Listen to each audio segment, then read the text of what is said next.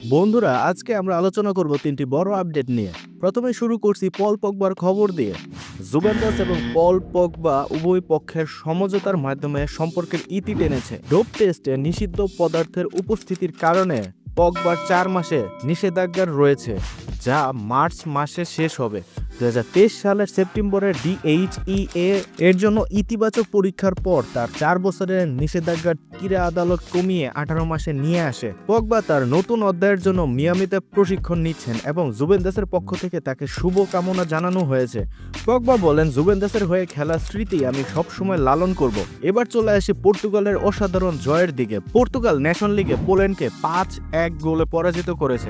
ম্যাচের প্রধান আকর্ষণ ছিল ক্রিস্টিয়ানো রোনালদোর দুর্দান্ত ওভারহেড কিক, যেটি 90 মিনিটে হয়। প্রথমার্ধে কোনো গোল না হলেও দ্বিতীয়ার্ধে Rafael Leao, Ronaldo, Bruno Fernandes এবং পেদ্রো নেতো গোল করে পর্তুগালের লিড বাড়ায়। পোল্যান্ডের পক্ষে ডোমিনিক মার্কজুক শেষ মুহূর্তে সান্ত্বনামূলক একটি গোল করেন।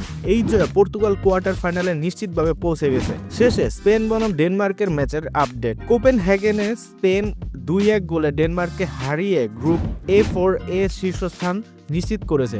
মিকেল ওয়ারজাবাল 15তম মিনিটে প্রথম গোল করেন এবং দ্বিতীয়ার্ধে আয়োস পেরেজ দানি ওলমোর দুর্দান্ত পাস থেকে লিড দ্বিগুণ করেন। ডেনমার্কের গুস্তাভ ইসাকসেন শেষ মুহূর্তে ব্যবধান কমালেও স্পেন ম্যাচের নিয়ন্ত্রণ ধরে রাখে।